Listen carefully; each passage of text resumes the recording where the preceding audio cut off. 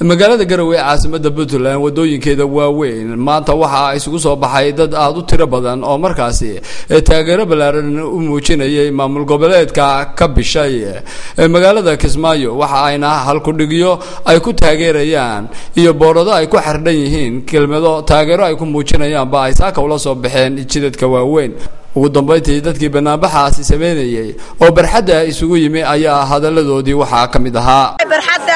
Garowe ama city Puntland caasimada Puntland waxaan ku taageeraynaa maamulka iyo madaxweynaha ay sameysatay Jubaland kaasoo aad u soo dhaweynayno kaasoo ku taagan wadada cadayda ee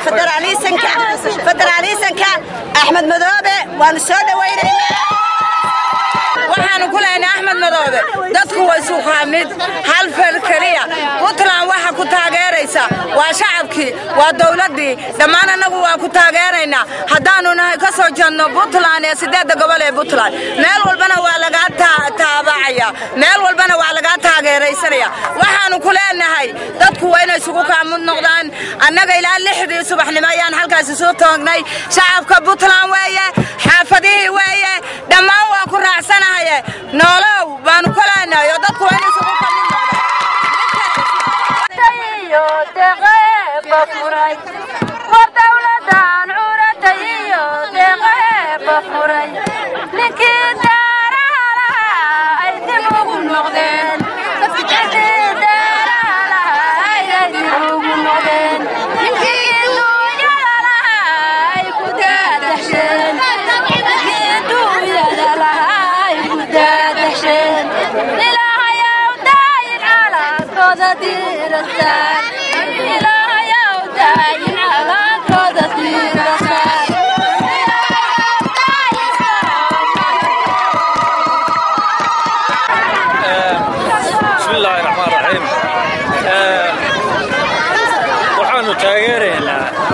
taageersanahay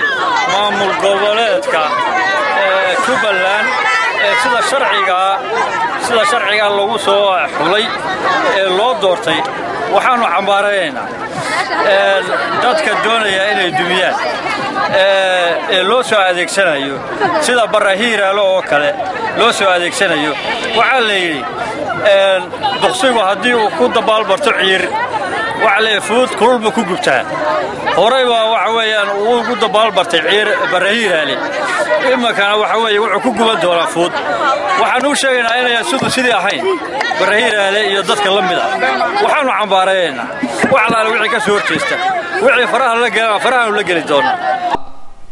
maamul goboleedkaas oo qayb ka noqon doona maamul goboleedadii dalka hore uga jiray ayaa deegaanada Puntland waxa ka muuqata taageero balaaran oo loo qabo maamul goboleedka Jubaland iyadoo madaxweynaha maamul goboleedkaasi loo doortayna ay ugu baaqeen inuu dalka iyo dadka ku dhaqan deegaanada Jubaland uu ku hago wadada wanaagsan isla markaana uu ka shaqeeyo horumarka iyo mideynta deegaanadaasi